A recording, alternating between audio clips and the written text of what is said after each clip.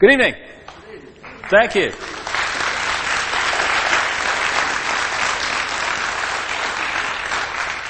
What a lovely theatre, isn't it? They don't build them like this anymore. Some of them are like those they put in, glorified industrial estates and stuff like that. Don't have the feel of a place like this, and it's a great asset to Liverpool. Nice to be here again. Last time I talked a great deal about what I felt was the spiritual revolution going on in the world, and I'll touch on that very much tonight. But I also want to talk about the manipulation that's going on in the world as well. A manipulation that wants to keep from us this spiritual knowledge and also wants to turn us into little more than robots that only think in ways that this manipulation wants us to think. I found it kind of an interesting analogy when you look at some of these contraptions you get in laboratories. You know when the scientists get a mouse and they put the mouse in a glass tube and it walks along the glass tube, and every now and again it gets the option of going left or right down another tube.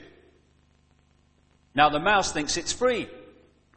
It thinks it can make its own decisions on where it's really going. But the parameters set for it are very, very limited. So it is, as I'll talk about this evening, with the human race. We are persuaded that we are free, so we don't rebel. The fact is, we live in a subtle but very powerful global tyranny which we can emerge from. But only A, if we know what's going on, and B, if we're willing to stand up and do something about it. That combination will bring it to an end. Anything but that combination will see it go further along the road to controlling our lives. This evening is going to be kind of many parts. I'm going to talk for, an hour or so in the first half, and then we'll have a little break, and then I'll talk a bit about UFOs and stuff in the second half, and then we'll take some questions. But I want to first of all just touch on some of the things that I've kind of begun to appreciate because of what's happened to me about how easy people accept what they are fed as reality without saying, hold a minute, what do I think about what I'm being told? So many things have been written and said about me in the last 3 to 4 years that are so far from the truth, it beggars belief. And yet all the time, even all these years on, I still walk down the street, and some people laugh at me or laugh at me and my children. And I don't mind people doing that, but they're not laughing at me for what I am. They're laughing at this guy who looks a bit like me, has got the same name, apparently, that I keep reading about from time to time, but is about as far from me as it's possible to be. That's the person they're laughing at, the image projected out, not the real person, which they don't know. And all in areas of this system, we are being encouraged, that's the mildest word I can use, to conform to certain ways of thinking. For instance, what are exams? Who sets the questions in exams? The status quo does. Who decides what the answers are going to be if we're going to pass those exams? The status quo does. And if we don't give the status quo what it wants to hear, we don't progress within it, which is a very powerful encouragement to give the status quo what it wants to hear and perpetuate the myths into the next generation. It's what's going on in the education system all the time. I remember talking to a physics student at Cambridge University once, and he said, I've heard more sense tonight about physics and the nature of life than I get from my lecturers, he said, but I can't say that in my exam because I'd fail. And another thing that kind of struck home to me when I spoke in America a couple of years ago is how we allow our world and our values and how we judge each other and how we judge others and what we feel guilty about or not guilty about to be decided not by what we think is right, but be decided often by what people sometimes thousands of years ago believed was right. Because we don't, A, ask the question why, which is the most liberating question it's possible to ask, and B, have the courage and confidence to stand up and say, well, I don't think we should be doing this. I don't care how long we've done it. It doesn't make sense to me. I'm going to do it another way. Last time I was in Liverpool, I told the story, but for those who weren't there that night, it's worth repeating, of the lady in the audience when I spoke in Houston in Texas, who came up to me afterwards when I'd been talking about all this, and she said, you know, I've got a story, she said, that sums up what you're saying. She said, when I was first married, she said, I used to cut the corners off the ham before I put it in the pan and put it in the oven, you know. She said, and one day my husband came up to me and said, why do you do that? She said, I don't know, my mother used to do it. What's it matter, you know? So he said, well, why did your mother cut the corners off the ham before she put it in the pan? She said, I don't know, my mother, she just did it. What's it matter? He said, call your mother and ask her why she cut the corners off the ham. So she calls her mother and she said, Mum, you know when I was a girl and you used to cut the corners off the ham, and why did you do that? Her mother said, because my pan was never big enough. And if you kind of look at the world in general from the perspective of that simple tale, you can see that so much that we accept as conventional wisdom is merely existing for the want of the word why and the courage to say, well, I'm going to do it another way. If we don't start to do that, then we are the mouse in the tube, thinking we are free while going on doing as we're told. And that will have great consequences for our children, to say the least. Before I come into the nature of this global effort to control the world, I just want to talk briefly about where I'm coming from and what I term the knowledge that is being kept from us. Because there's loads of myths about me, crikey. I mean, I'm a myth maker extraordinaire, or people make them for me. Apparently I think I'm the Messiah. Well, I wish I was, because it wouldn't half save me ferry fares when I come from the Isle of Wight, you know. Could walk across the Solent.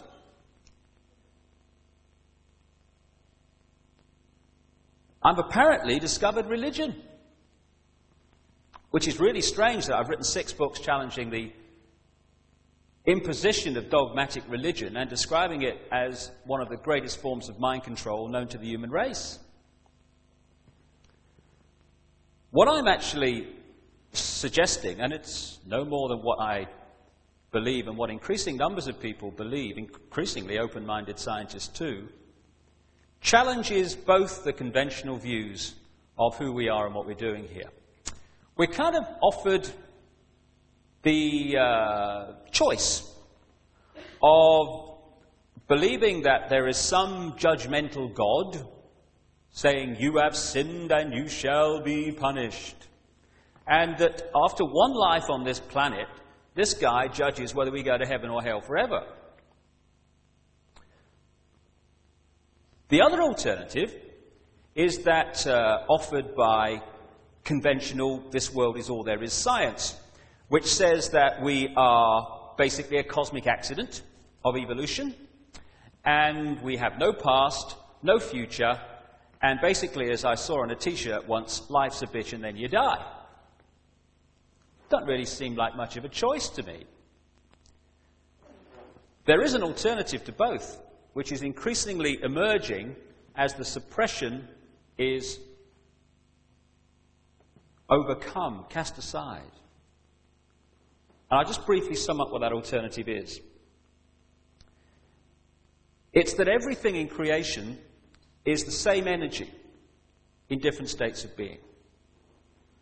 Just as water, clouds, and ice are the same substance in different states of being, so everything that exists is the same energy in different states of being. And energy is also consciousness. Some more enlightened, open-minded scientists are now suggesting, and have been for some time, for instance, that it can be shown that water has a memory. Well, water as a memory seems to be, crikey, that's crazy. It's water. How can it have a memory? But it can have a memory if energy is consciousness. Because therefore, everything has some kind of memory, some kind of retention of experience, whether it be a wall, water, the sky, ourselves, whatever. So if that is the case, then what we're looking at in this infinite creation is one gigantic mind.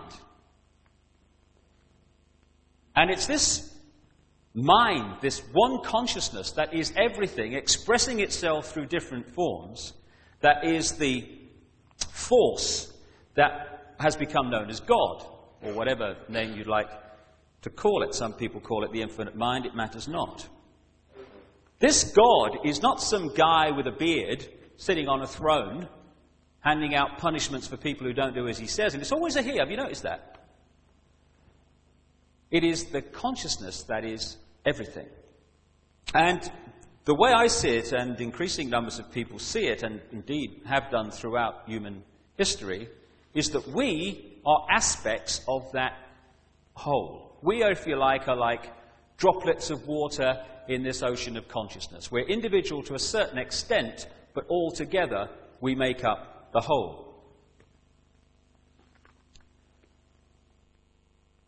The question that comes back from that is, if we are eternal beings on the level of the mind, the consciousness, the thinking, feeling us, then where do we go when this life is over? If it's not, as science suggests, one life and then lights out. Kind of has become accepted that when you're talking about life after death, you look up, don't you? I think, heaven's at 30,000 feet or something. But in fact, creation's not kind of made up of chest of drawers, levels like that. This one gigantic mind we call creation, God, or whatever name you'd like to choose, is broken up into frequencies, wavelengths, sharing the same space. Just as all the radio stations broadcasting to Liverpool here tonight are sharing the same space that we are all occupying, and they're all sharing the same space that they are occupying, even though we can't see them and they can't see each other,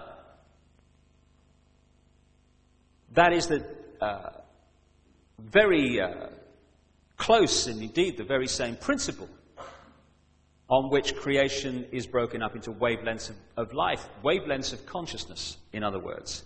So when we see things like the great mystery of ghosts, this misty figure that people see from time to time, from that perspective, it's no longer a great mystery, it is an entity, a consciousness on another wavelength.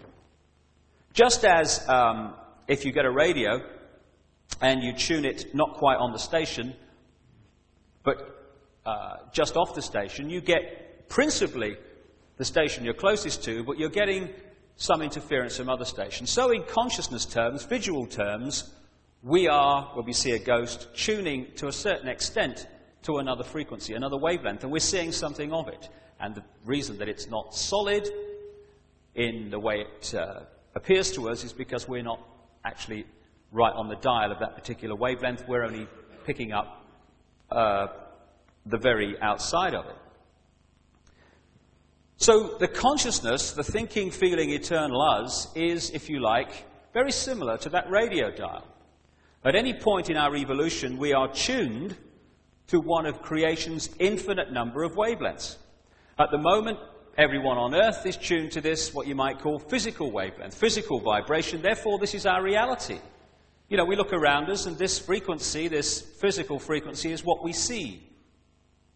But psychic people can see something of other frequencies. Indeed, we're all psychic if we only realized it.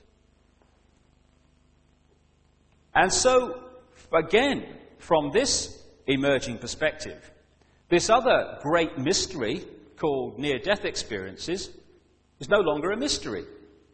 Because what's happening in these millions and millions of similar stories that have emerged throughout the world over the past years or so, where people say when they died, in our clinical terms, they were looking down on their physical body,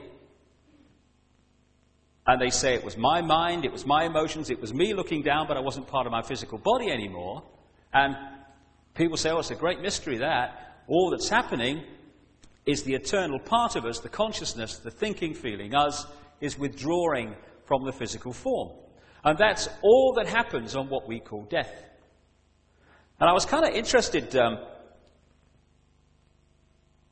few months ago to turn on the news and see a story about near-death experiences. And what the news item was saying was that because resuscitation equipment in the crash areas of hospitals had improved so much in the last 10 to 20 years, more people were being revived from clinical death, and therefore more people were telling these near-death experience stories. So this had kind of intrigued the people involved so much that they'd launched this scientific study to see if they could find out more about what was going on. And one of the things that the news item said they were doing was to put symbols, funny symbols, on the top of the light shades in the crash areas. You get the idea, only seen from above, yeah? And it kind of occurred to me that we'll get final confirmation that consciousness can exist outside the physical body when someone comes back to life and says, hey, up, doc, you want to see the funny symbol on the top of your light shade? But what kind of intrigued me most about this item was that the scientist at the end said, you know, we could be on the verge of the astonishing discovery that consciousness can exist outside the physical body. And that's astonishing because people have been saying that for thousands and thousands of years. This is not new knowledge we're talking about here. This is re-emerging knowledge, re-emerging understanding after a vast period of suppression. Suppression that is part of control. If you want to control somebody and you want to get them to do what you want them to do, then if you can keep from their understanding the knowledge of who they are and what they're doing here and their infinite potential for love, for creativity, for contribution, that this is merely a short period of experience in our eternal evolution through experience, then you can very much more easily control people. If they have the choice of a judgmental God who will judge us on one life on earth, and of course, we know what God wants you to do, then you can get people to do what you want them to do. And also, if you can get them to feel this sense of worthlessness, of being nothing more than an accident with no worth and no past and no future, then again you can suppress the spirit and the true potential. So keeping from us who we are and the nature of life has been fundamental, and it's only now that it's beginning to re-emerge. And even conventional, although it's very, very little time since it began to emerge, conventional science is being pressed now to address these explanations because the evidence that's coming to light more and more is making that impossible to ignore. I turned on the television again to hear the end of a series of lectures from the Royal Society a few months ago. And the scientist at the end was projecting forward where science was being led by evidence that was now coming to light. And he said, we seem to be being pushed into the area that suggests that all is the same energy. Something else that has been said for thousands of years. But because these explanations have been unable to find a place in the mainstream media, billions continue to fear death, to be frightened of some eternal damnation when all that happens is that we're reborn onto another frequency. It has kept from us also the knowledge that over eons of time, our evolving consciousness has reincarnated on its journey into endless physical bodies. Black, white, red, yellow, rich, poor, Protestant, Catholic. And what a nonsense this makes of what we do to each other. The prejudice of racism, sexism, and all the rest. What those who consider themselves racially and sexually superior are really saying is, I've got a genetic spacesuit, a body, which was made in a different place and is a different colour or design to yours, therefore I'm superior. And yet, because this understanding has been lost, suppressed in the mainstream, we have conflict around the world that is based on the belief that this physical body, this finite vehicle for the consciousness to experience, is us. So you get people of a certain ancestral line of the physical body looking down their ancestral line, their genetic line, and seeing what another genetic line did to their genetic line maybe hundreds of years ago, maybe thousands of years ago. And because this is considered to be us, many people feel that they have to, in this life, get revenge on that genetic line because of what it did to them thousands of years ago, or hundreds of years ago, whenever. And so you have these ongoing ethnic conflicts that go from generation to generation as one generation of dogma hands it on to the next one. And the great irony, of course, is that the reincarnation of the consciousness could quite easily create a situation where the consciousness in that genetic line that did something to this genetic line is now the same consciousness here. I mean, maybe I am going crackers, but every time I see Ian Paisley, something in my head says he was a pope.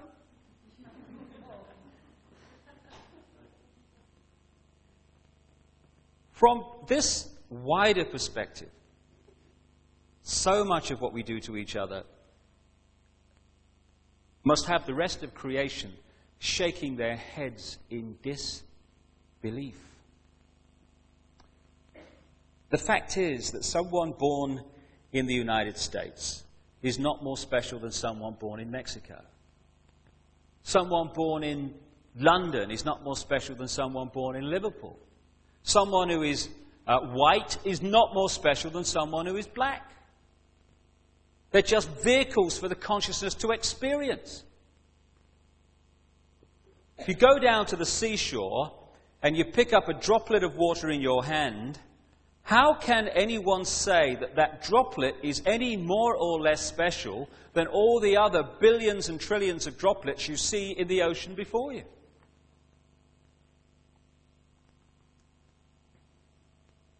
So when I began to understand all this and appreciate this other explanation to dogmatic religion and this world is all there is science, I started to ask a few questions of this situation. Like, how come that this explanation, at the very bottom line least, is as credible as the other two? How come the other two get guaranteed airtime, often no questions asked, here's your airtime, say what you like, and the alternative to both of them is ridiculed or condemned or suppressed by reflex action? The answer that I came up with was that clearly some people don't want the public to have access to this information. But who and what and why? And I began to ask other questions. Like, I don't know about you, but I've met a lot of people in my life, and I can't, to my knowledge, recall anyone who wanted a war, who had any interest in wars, who felt that wars were anything but horrific and to be avoided. So I thought, how come the world's been awash with wars throughout this century? Who's behind them? or what, or why? Then I kind of looked at this economic system that controls the world. An economic system that is so sane that the more successful it is in its own terms, the quicker it destroys the planet. It's the perfect environmental and human assassin.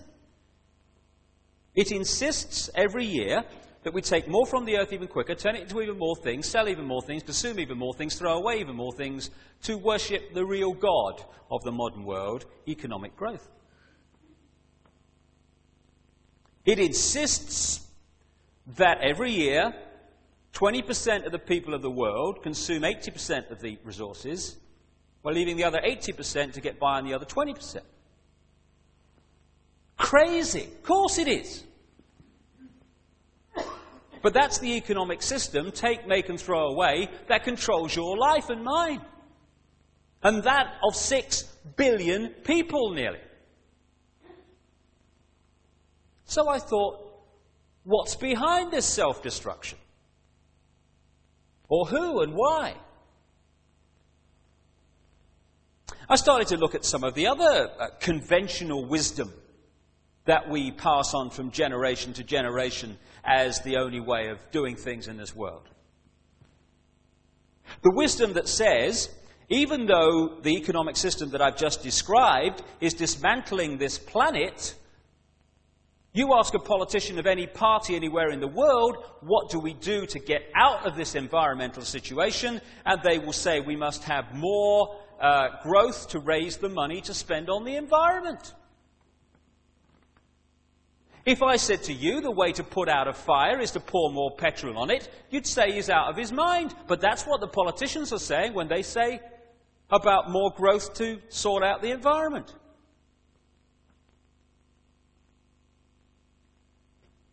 It's conventional wisdom that it's fine to treat animals as mere commodities, to be made as fat as possible, as quick as possible, on as little food as possible. To condemn every year billions of animals to a lifetime of pain, fear and suffering in the name of economics. You're sane if you judge your success in healthcare not by how many people are healthy, but by how many diseased people you manage to treat. We're treating more patients than ever before. Why? Why are so many people ill? It's conventional wisdom that rising house prices are a sign of economic success when thousands are homeless because they can't afford them. You're sane, finally, if you think it's fine to support a system that is so successful that every year it turns out more suicide, alcoholism, drug-taking, homelessness, pain, stress, fear and suffering in all its forms. We'd be in real trouble if this system wasn't working, wouldn't we? That is sanity, apparently. But it's the ultimate insanity. So who's behind it? Or what and why? I began to realize, too, that against the background of this utter self-destruction, on this same planet is stunning wisdom. And I began to see also that there is a great difference between cleverness and wisdom. They're not the same thing. This system's very clever, but it isn't very wise, and it's the lack of wisdom that is the problem. I began to see that what we call wisdom is often not found in this state-of-the-art letters after their name system. It's actually found in the native peoples that this system would see as backward. Piece of Native American wisdom, what have become known as American Indians. When you have cut down the last tree and poisoned the last river, you will know that you cannot eat money. That's wisdom. And there's another piece of very famous American Indian wisdom. In 1854, the American government made an offer for Indian land.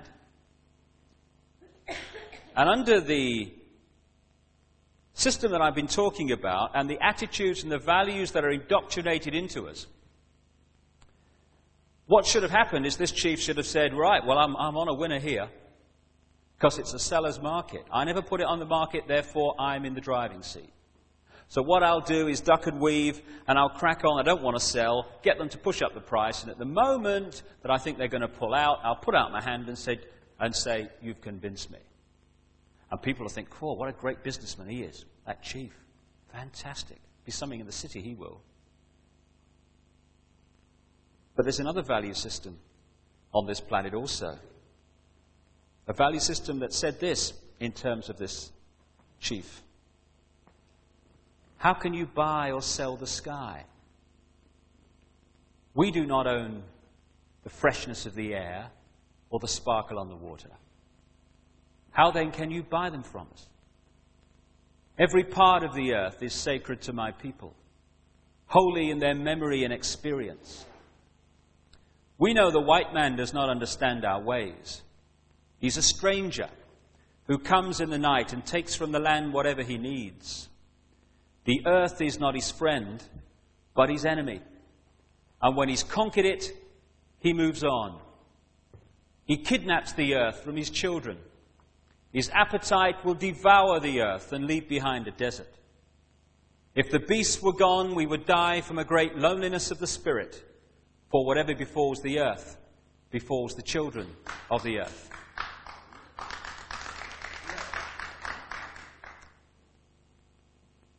It's sobering to think that those words were spoken in 1854, when you look what has happened since.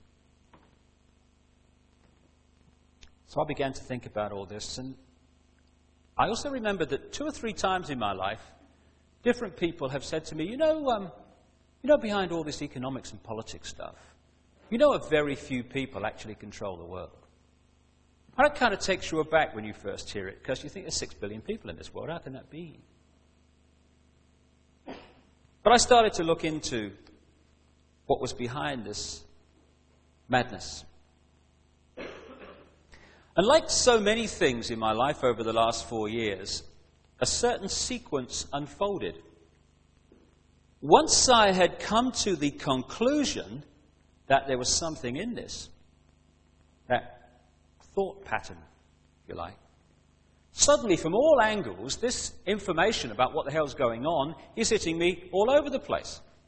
I spoke in Hull, and a guy came out of the audience at the end with, I'll never forget it, 3 blue plastic bags full of papers. And he said, I think you ought to read this. Thank you very much. I got it home and I read it, and it was unpublished material. It was photocopied parts of books and what have you. And I began to understand the nature of the conspiracy that's been going on. And since that point, so much information has come my way from so many different sources. And I've been staggered to realize just how many people outside the public arena have been investigating this for a long time. And what I found most compelling is that some of them come from my direction, the way I see creation. Some come from Christianity. Some come from nowhere. Some have come into it by saying what's wrong with the economic system and who controls it. Some have come in from science by being involved in science and knowing that there is a lot of scientific knowledge that they know about that isn't being made public. And everyone's kind of converged in this same area of common agreement of what is going on. And that's what I'm going to concentrate on this evening, that area of common agreement.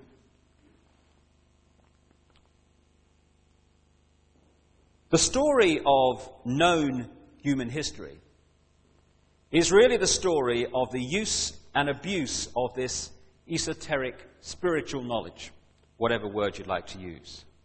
The knowledge of who we are, the nature of life, and more importantly, the knowledge of how to program a consciousness, get it to think your way, and how to harness these energies of creation that are all around us for positive or negative reasons. Because knowledge is just that, knowledge. Knowledge is not positive or negative, it's neutral. It's how you use it that's negative or positive. I mean, you can have the knowledge of how to make an atomic bomb, but you don't have to build one and drop it on Japan. So this knowledge was passed on, this advanced knowledge, through the levels of initiation in the ancient mystery schools of Babylon and Egypt and so on. And over a period of time, it entered the secret society network, the global secret society network that's emerged over a long, long period of time. And it's at this high level, this highest level of this level of initiation within these secret organizations, that the knowledge of what's going on is held. Now, secrecy doesn't have to be sinister, just as esoteric knowledge is not sinister. It's just knowledge. Many times during the savage reign of imposed Christianity and other imposed religions, through the Dark Ages and what have you and beyond, passing on this knowledge secretly was absolutely vital to the self-preservation of those doing it. So I can understand totally why this knowledge was passed on secretly through these levels of initiation in that period, and also through symbolic legends, symbolic stories that passed on the knowledge without actually coming out with it openly, which would have been fatal. I can understand also why some of the advanced knowledge that knows how to manipulate energy fields and energies to create great destruction was passed on only to people it was considered could be trusted with it. I can understand all that. But it would appear that over a period of time towards coming into the modern world, that this network of secret societies and the advanced knowledge that it contains at its highest levels has been infiltrated and string-pulled by a force that has used this network for very negative reasons. In short, to control the human race without the human race knowing it's being controlled. It's used this secrecy to manipulate and keep from the people the knowledge that we have every right to know. Within this knowledge, this esoteric knowledge and how these energies work, for instance, is the knowledge that exists today and has done for some time of how to create technology that harnesses the Earth's natural energy field and turns it into usable warmth and power. The idea that we have to take fossil fuels from this planet and turn them into pollution to survive is utterly ludicrous. The alternative already exists. And it's really funny, you know, how many people who've come up with this alternative have actually ended up in prison. I know two for a start. One of them's still there.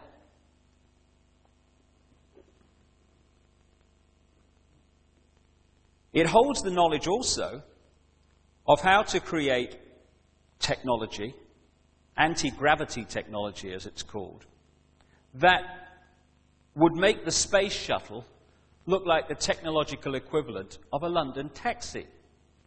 That knowledge is known in the world today. But knowledge is empowerment. And the last thing manipulators want for the human race is for them to be empowered. Empowered people do not succumb anything like as easy to control. The kind of long-term name going right back of this conspiracy is the great work of ages. It's used religion for its own ends, it's used science for its own ends, it uses any vehicle for its own ends. It does not have a party line, it does not have a basic religion, it just uses whatever vehicle is necessary to manipulate and control. It had another name that was very secret for a long time, but is now very public. The name is the New World Order. The very words spoken by George Bush after the blatantly engineered Gulf War of 1991, and now used constantly by politicians across the world to describe the future of global politics and economics. Today, the manipulation to bring about this new world order pervades every area of our lives. The people behind it may be strange, but they are far, far from stupid. They understand the system that I've been describing tonight because they created it. If you built a car from scratch, every nut and every washer, you would know everything there is to know about that car. They built the system. They know everything there is to know about the system and how to manipulate it. Indeed, it was created and structured to make manipulation easy. What the New World Order means is the creation of one world government to which all nation states would be subordinate, one world central bank, one world currency that wouldn't be physical money, it would be credit, one world army, and as I'll come to later, a microchipped population. Of course, the more you centralize power, obviously, the fewer hands can control the whole. And if you look at the history, particularly this century, you see that in all areas of our lives, whether it be local businesses or whatever, the power has gone away from the individual and the community, even the town and city, to the center. It's now moving on into the continent with the European community, which is, again, as I'll come to later, the final step before they go global. And you'll have seen also that when you challenge this centralization, this rationalization as it's called, then you get the old reply that, oh, well, we've got to live in the real world, mate, this is progress. And they say, oh, well, you know, events in the world make it impossible for us to do anything else. You know, we've got to do this. We've got no choice. And that's a very good example of the way this new world order is being introduced by stealth. Because this global tyranny is not about tanks in the streets. It's what I've described as a coup d'etat on the human mind. The way it works, and has worked for a long time if we only started to realize it, is by engineering events and sending out messages through the media that get public opinion in any area that it's dealing with, whatever subject area it is, to get to that classic point where public opinion says about something, something must be done.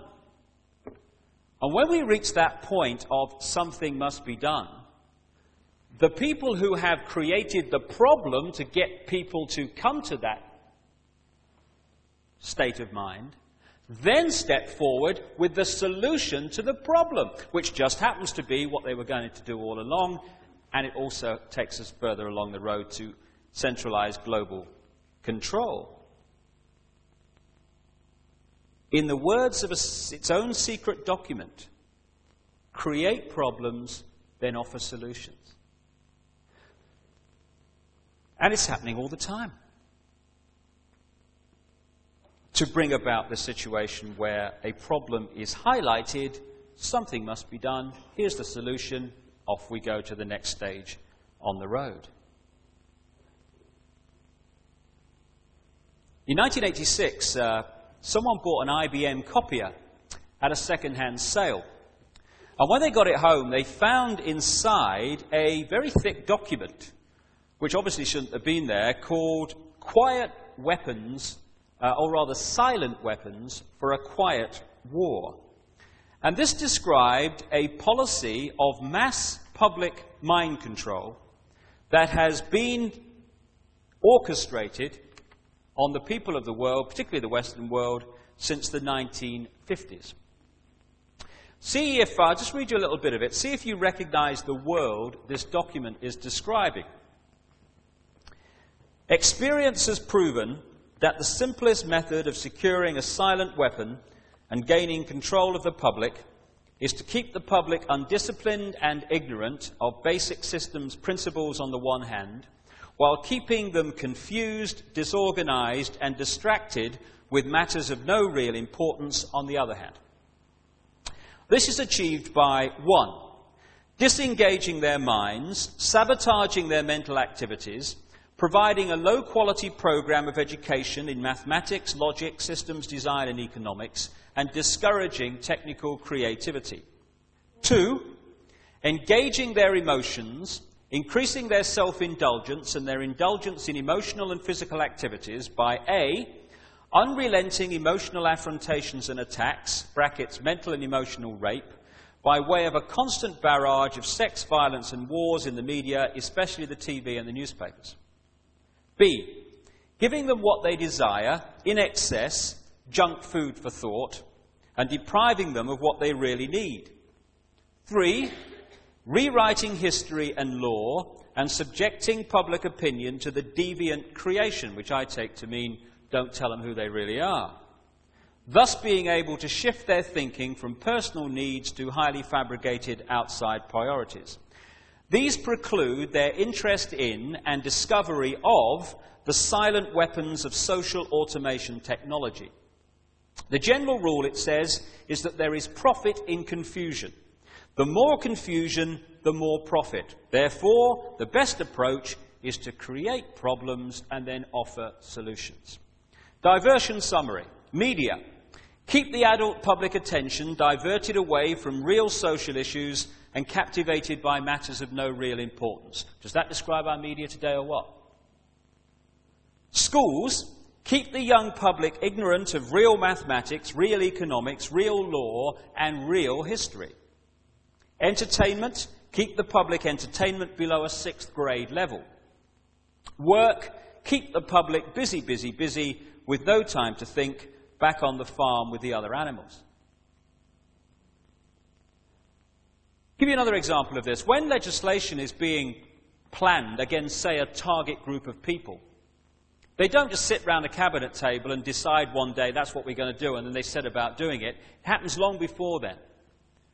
Public opinion has to be softened up against the target group of people. So what you see over a period of time is lots of media coverage of this group of people, and they are presented by events and what have you as, quote, a problem. And this has been done with the travellers, for instance. So after a period of time, public opinion gets to the point where it says, something must be done. And at that point, they come forward with the legislation which was waiting in the background all along. And you know how they find out if public opinion has reached the desired level to whack out the legislation? It's our old friend, the polling organisations. They're not there to test public opinion to see what people think so that governments can react to it. They are there for 2 reasons. First of all, to find out if the propaganda of various kinds on the public mind has worked or not, or whether it needs another batch.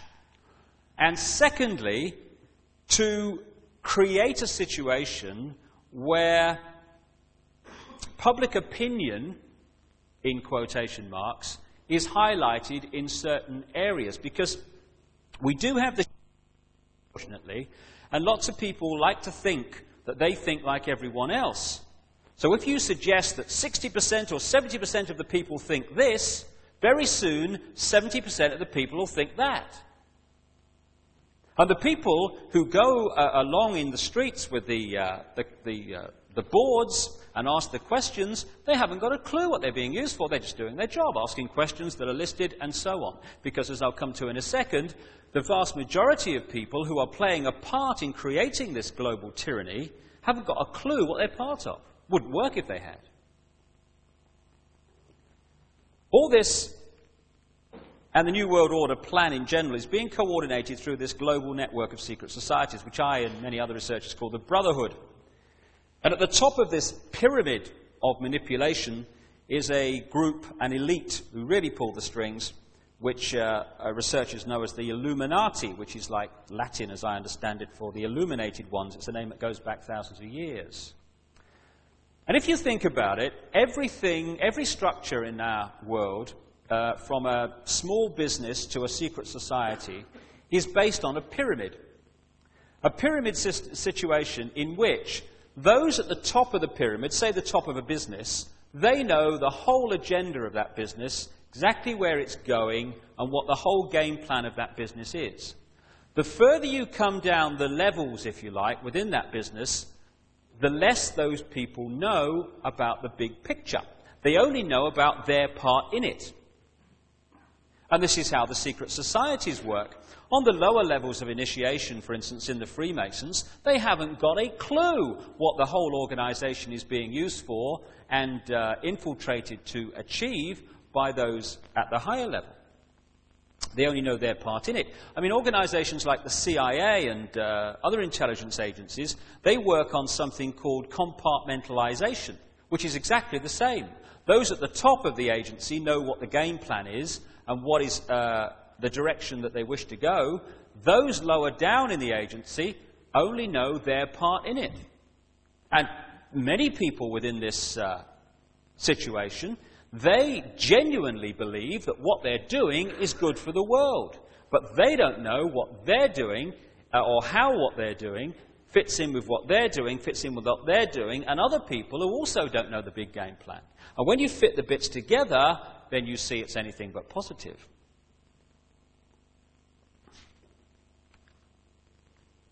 Like I say, if this was a conspiracy involving enormous numbers of people, it wouldn't work. Someone would spill the beans years ago. It's a very tiny number of people who know the real game plan.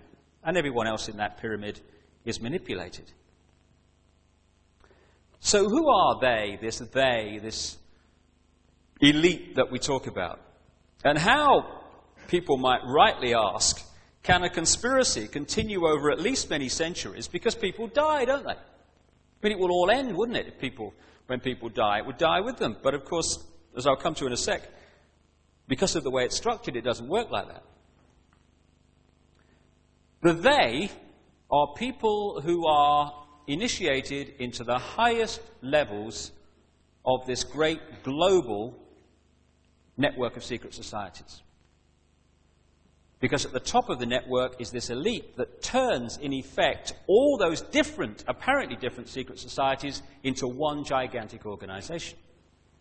And at that elite level are people who have been initiated into the real agenda.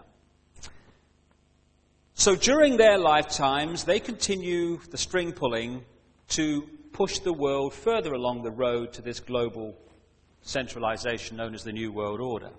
But at the same time, they're looking down this pyramid of initiation levels for others who they consider of the right attitude and of the right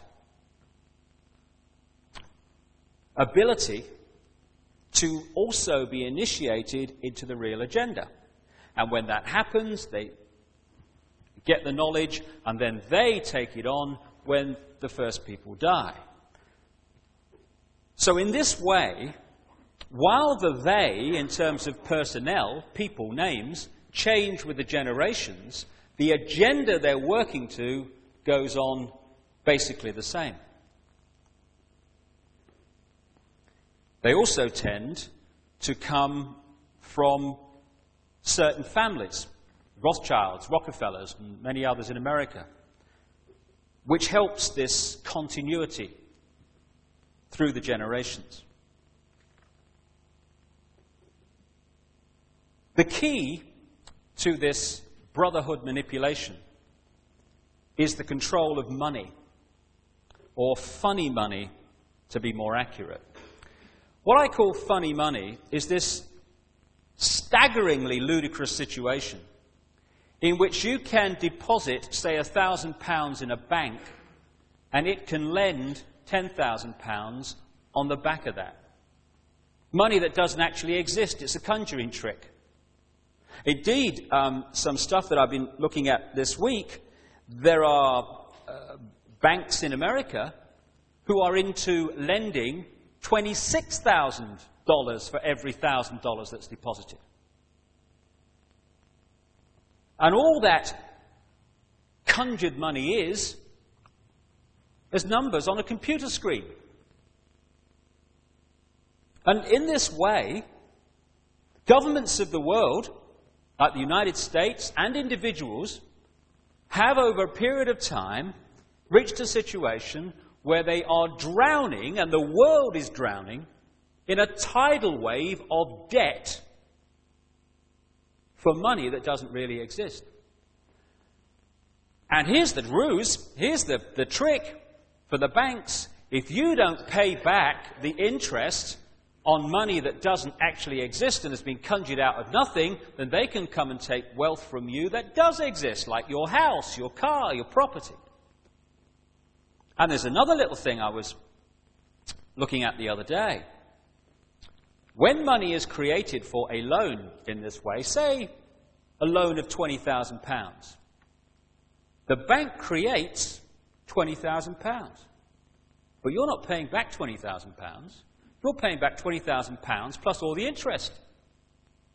But the money created is only the capital, the £20,000. So over the period of paying back that loan, the interest has to come from wealth already in existence. And as the generations pass, more and more wealth, as a result, is being sucked out of the pool of the world into the coffers of a very few massively wealthy, breathtakingly, words wouldn't describe it, wealthy banks and bankers. The manipulation is it's almost funny if it wasn't so tragic. Back in the time of the Battle of Waterloo, the guy who was in charge of the Rothschild Empire was a guy called Nathan Rothschild, who was an absolutely brilliant manipulator of this system. And there's one kind of story that sums it up, really. When the Battle of Waterloo was fought, and the result was known, Wellington won, the moment it was decided, Nathan Rothschild was off across land to the English Channel. Crossed the Channel as quick as he could and ended up in the financial centre of London. Dishevelled, panic-stricken, to announce that Napoleon had won the war. He then very publicly started selling off some of his stocks at ludicrously low prices. Panic! Everyone else starts selling off stocks at ludicrously low prices. Secretly, Nathan's buying them all up. And of course, in those days, we never had radio, television, so it took some days to get the result of the war back, because Nathan was ahead of the game. When the result came that Wellington had won, panic over. Stocks go up, Nathan sells.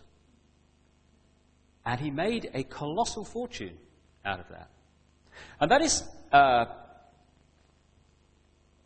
good example of how, right up to the modern world, these things are manipulated. When we turn on the news and we hear about stock market crashes or runs on the pound or whatever, they're not accidents. They're engineered. The people who make a fortune out of economic catastrophe are those who know economic catastrophe is coming. And they know it's coming because they caused it.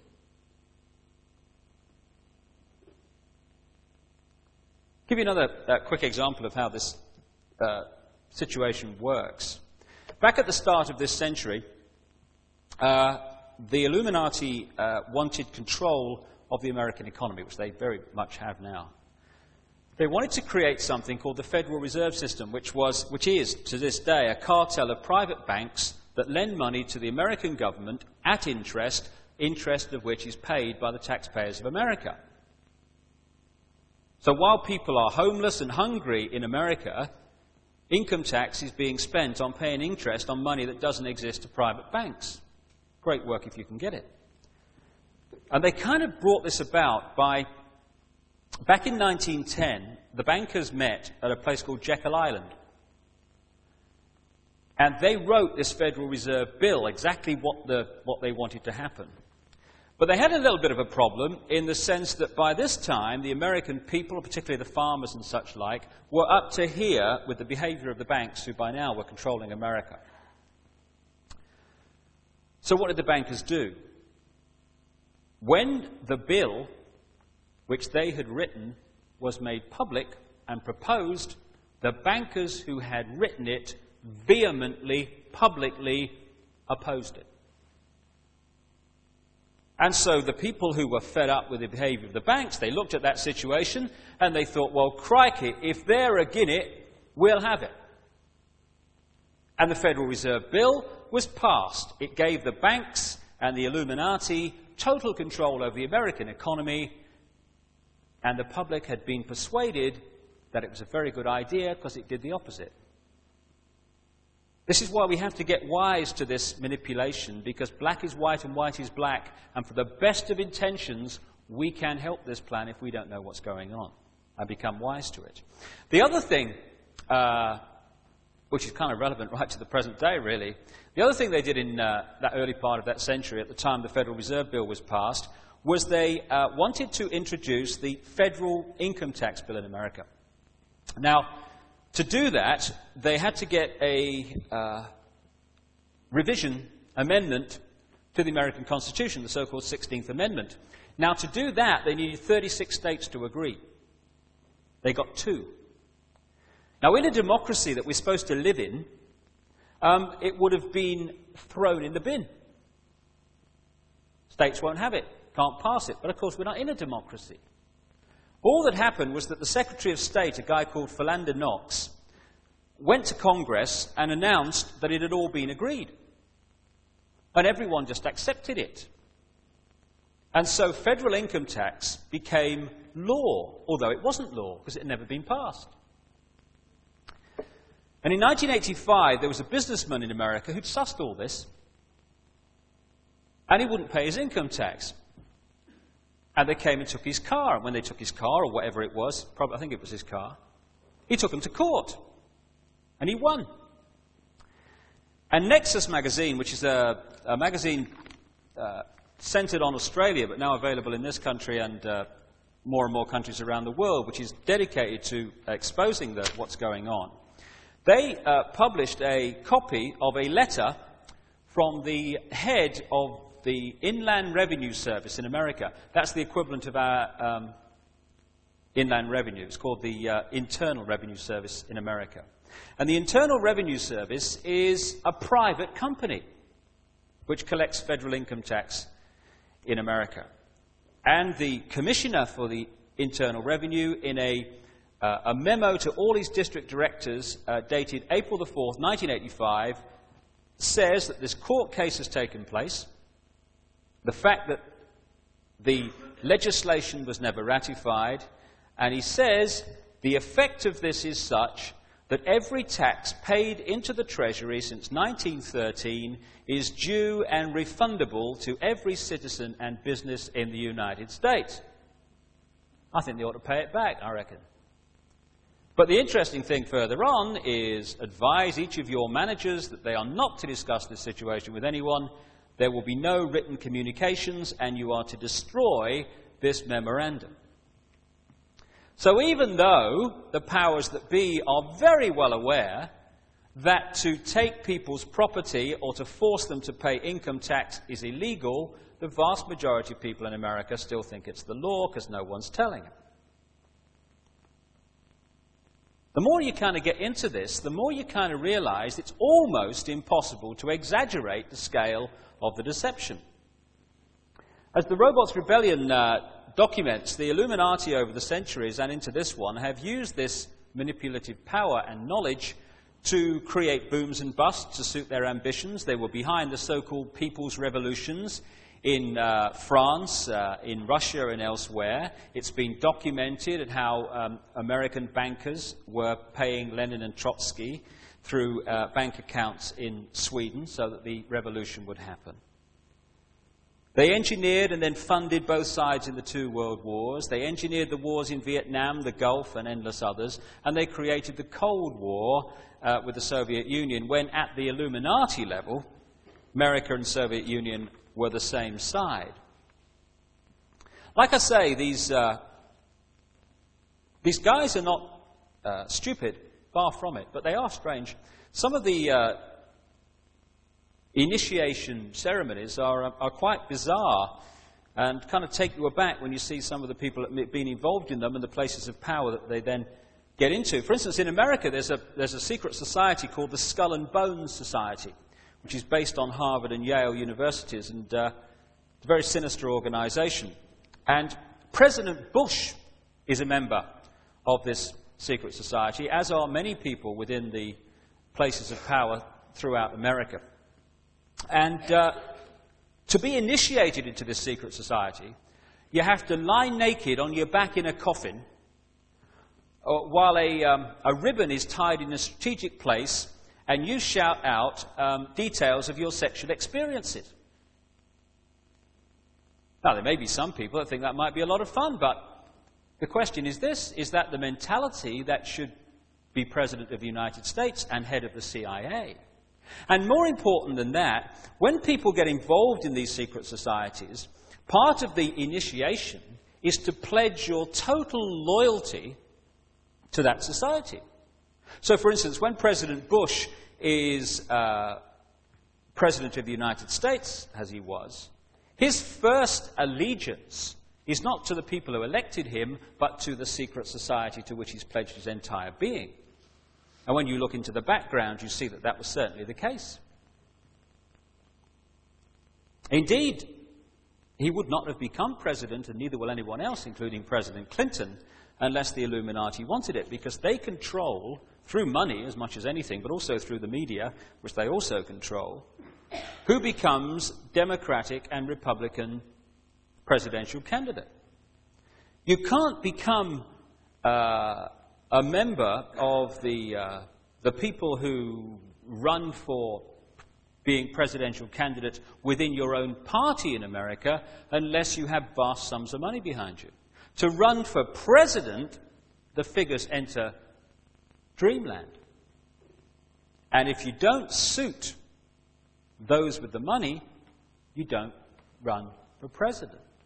Not in a way that you've got a chance of winning anyway. And if you think that there are still some people in America who actually believe that the American people decide who the president will be, it's very quaint, but unfortunately it's no longer true.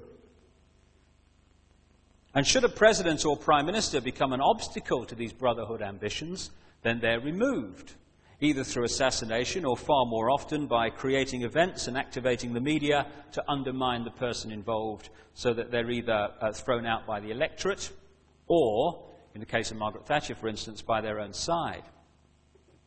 It's interesting to note that in the history of America, there have been 2 presidents who have started the process of ending the situation where the government lends money from the private banks and pays interest on it, and replacing that situation with the government printing its own money interest-free. 2 presidents have started the process of doing that. One was Abraham Lincoln, the other was John F. Kennedy. They also have something else in common, of course. I also make the case in the Robots Rebellion for Robert Kennedy, Martin Luther King, and John Lennon being murdered by the same force. Through this century, the Illuminati have created front organizations, so-called think tanks for the real agenda of what is going on. And most of the people, again, or many of them anyway, involved in these organizations have no idea what they're being used for. A guy called Cecil Rhodes, an Englishman, back in the latter part of the last century, had this ambition to create a one-world government based on Britain and to form a secret society to help to bring about that end. And the secret society became known as the Round Table. The Round Table is structured on classic secret society lines, with people only allowed to know what they need to know, and most people not knowing the real agenda. When he died in 1902, Rhodes bequeathed money to set up scholarships for overseas students to come to Oxford University and to promote his one world government beliefs and to have them indoctrinated into these one world government beliefs. And the most famous recipient of this scholarship today is the Rhodes Scholar now occupying the White House, Bill Clinton. After Rhodes died, the Round Table was taken over by a guy called Alfred Milner, who was a banker and highly influential in the First World War, Lloyd George's War Cabinet, and by those who control the Rockefeller and Rothschild empires. In the 1920s, this network of think tanks were added to or created with the creation of the Institute of International Affairs in London, now known as the Royal Institute, with the Queen as its patron, also known as Chatham House. In America, another group was set up called the Council on Foreign Relations, set up with Rockefeller money. In 1972 came yet another of these front organizations working in concert with each other, called the Trilateral Commission, set up by the Rockefellers with a guy called Zbigniew Brzezinski as its head. Became public in 1973.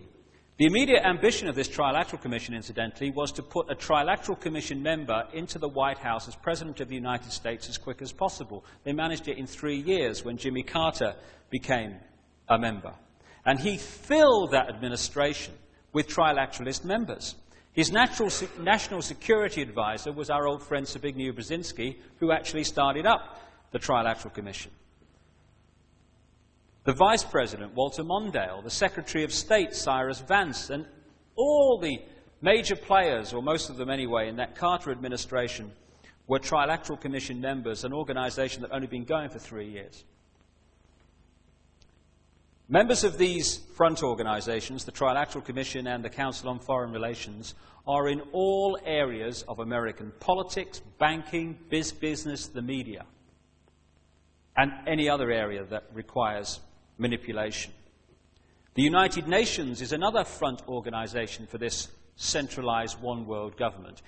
The actual building is actually built in New York, the United Nations building, on land given free by the Rockefellers, and the structure of the United Nations was written during the last war by a committee of the Council on Foreign Relations.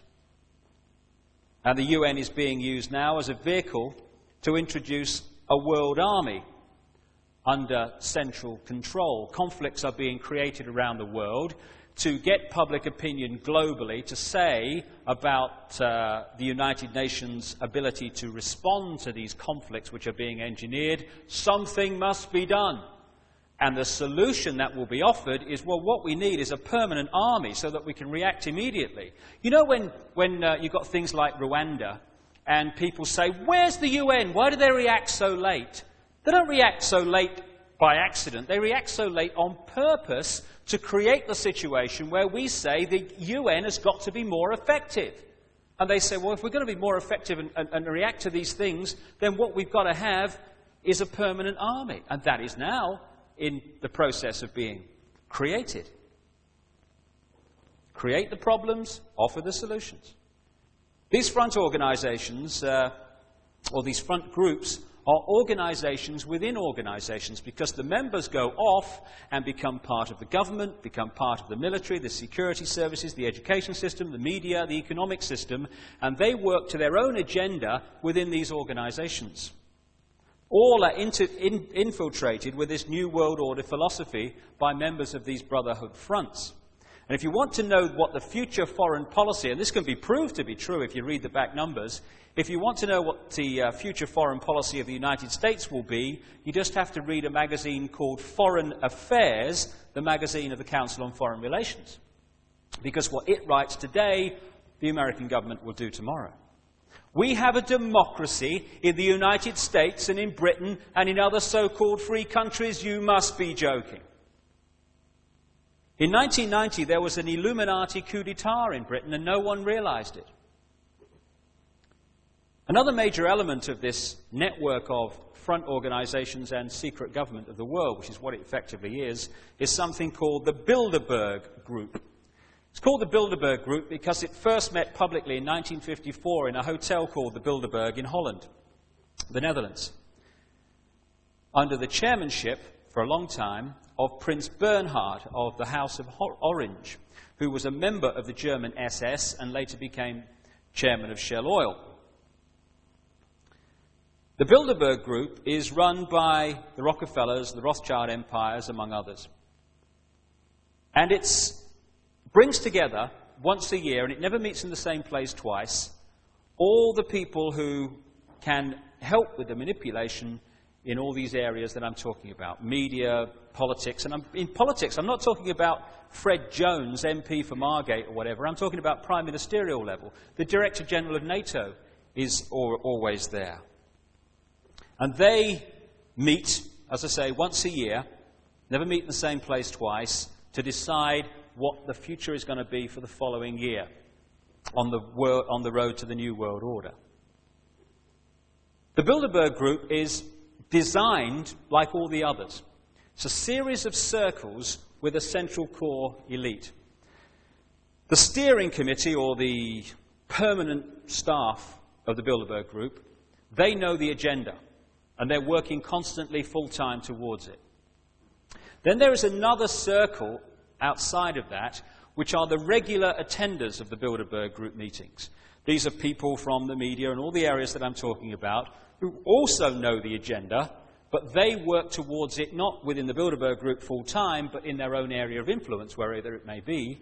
And then there is another circle who are politicians and people from other areas of influence who don't know the full agenda, or even sometimes any agenda, but are invited to maybe one meeting, maybe a couple, to be fed the party line that centralized world government, etc., is a good idea. So remember, the Illuminati and the Bilderberg Group and this network I'm talking about want a world government, world central bank, world currency, and world army. And the penultimate stage towards that is the creation of trading blocs around the world, European Community, the North American Free Trade Area, and one based down with Japan and Australia. And from this situation where you have the three trading blocs that are now becoming centralized politically and centralized in terms of currency, or that's the way that we're being pushed, they then will go global. And it's interesting, I came across only this week a quote in a book written in 1942 by Joseph Stalin, that great liberal from the Soviet Union. And in his book he says this, 1942, "Divide the world into regional groups as a transitional stage to world government. Populations will more readily abandon their national loyalties to a vague regional loyalty than they will for a world authority. Later, the regional can be brought all the way to a super world government." And that, in a paragraph, is precisely what these trading blocs around the world are being created to do. Now, anyone who gets seriously in the way of that aim of a United States of Europe has to be undermined and removed in some way. And in May 1989, an investigative newspaper in America called Spotlight, that had investigated this for a long time, reported that it had managed to establish that at the Bilderberg Group meeting on La Toja Island off Spain, in that same month, May 1989, it was decided that Margaret Thatcher would be removed as Prime Minister of Britain because of, quote, her refusal to yield British sovereignty to the European superstate that is to emerge after 1992. And of course, in 1990, a year after that Bilderberg Group meeting, Margaret Thatcher was removed while in office. Now, personally, I couldn't be more opposed to the policies of Margaret Thatcher, but if she's going to be removed, it should be by the people of this country and not by some secret unelected government.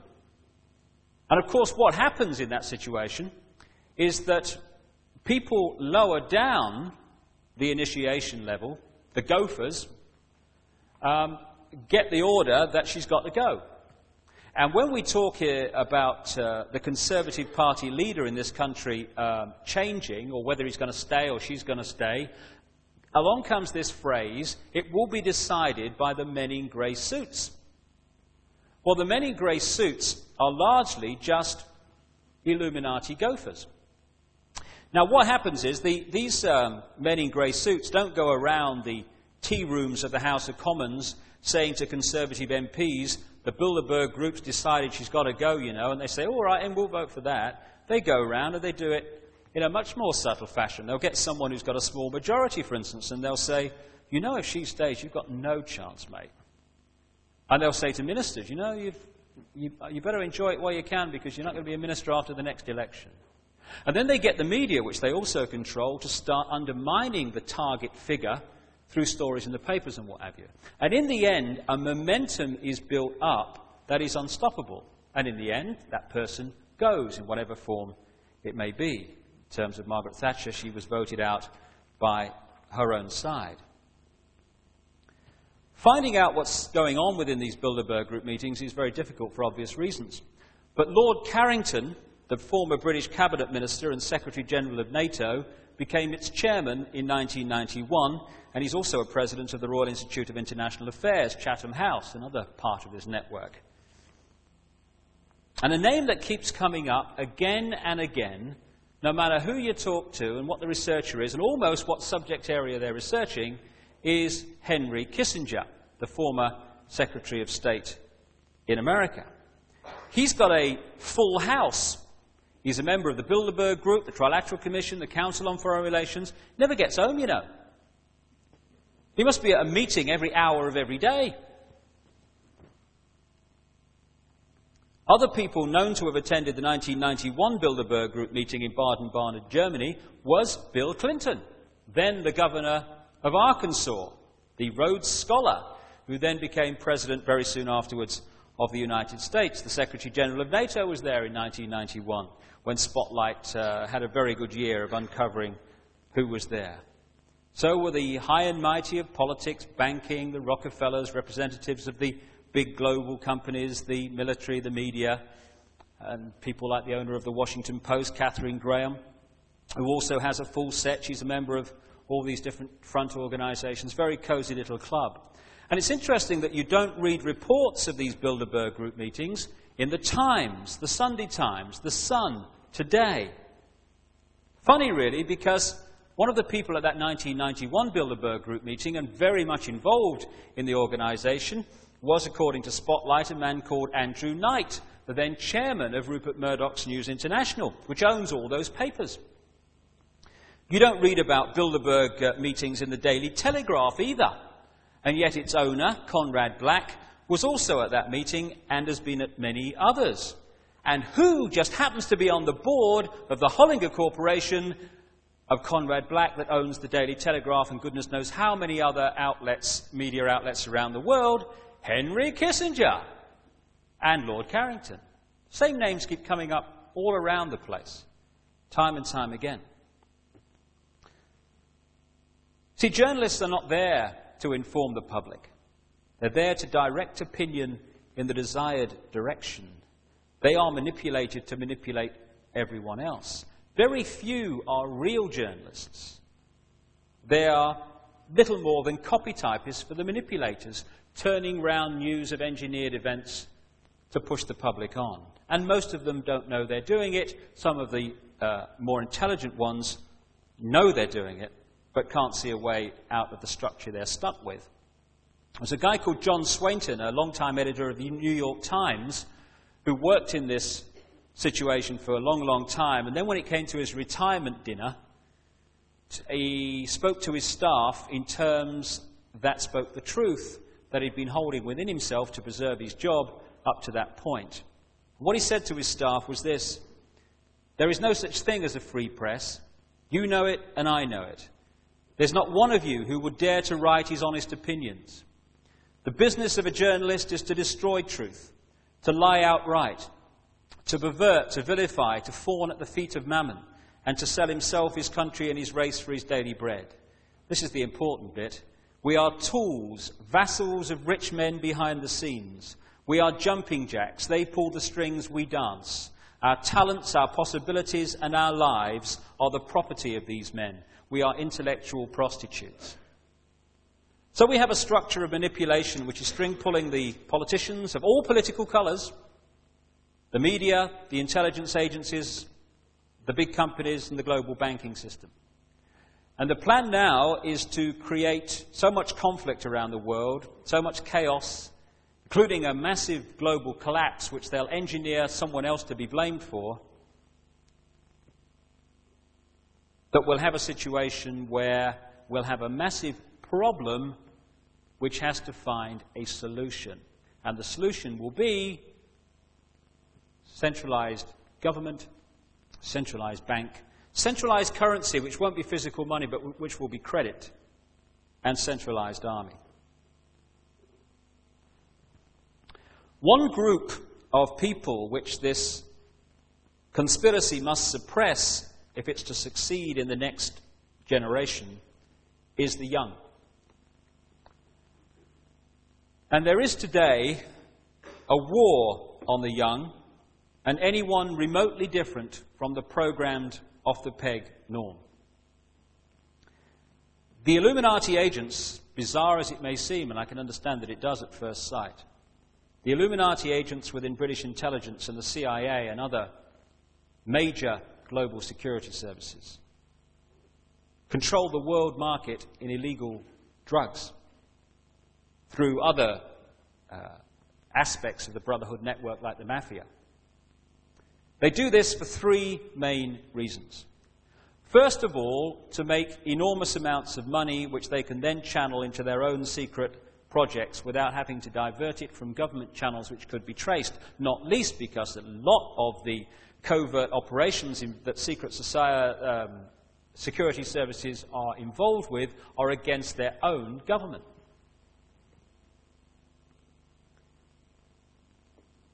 It's interesting that I've read a lot of evidence and a lot of suggestions from various researchers that the BCCI bank, the Bank of Credit and Commerce International, which crashed, of course, amid a quote, scandal, was actually being used as a front by intelligence agencies to launder drug money and to also launder illegal arms sales money.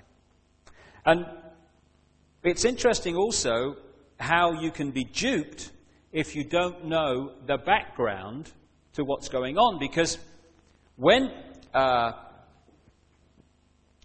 the scandal of the BCCI broke, the American government appointed a guy called Senator John Kerry of Massachusetts to head the investigation into this scandal.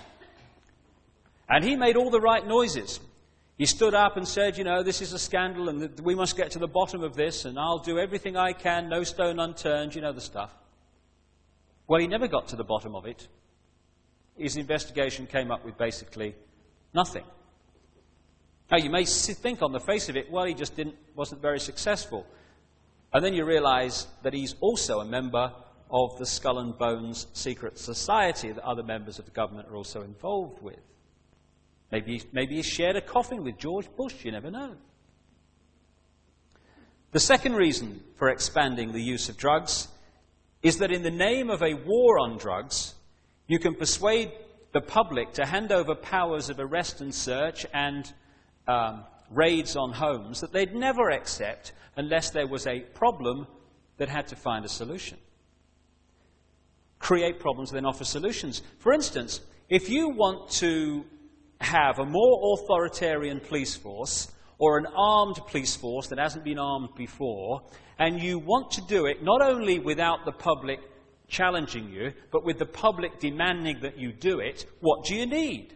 You need more high-profile, very public, violent crime. Something must be done. Armed police force, more authoritarian laws, thank you very much, duped again. The third reason for the CIA's involved and others' involvement in drugs is that they know that a drugged-up, screwed-up young generation is so much easier to manipulate than one which is aware of its infinite potential for love, creativity, and contribution to a positive change in the world. The ease with which young people can have access to drugs today is absolutely ludicrous, and it's ludicrous because it's meant to be ludicrously easy. It's been shown that British intelligence and the CIA were experimenting with LSD long before it was unleashed on the young in the 60s. And if people think it's far-fetched, then you just got to look at what the British did through the East India Company to the Chinese. When they wanted to exploit and control the Chinese, what did they do? They tried to get them hooked on opium. Same principle. They want to break the spirit of the young in every way they can to stop them thinking, expressing their individuality, and realizing their true and infinite potential.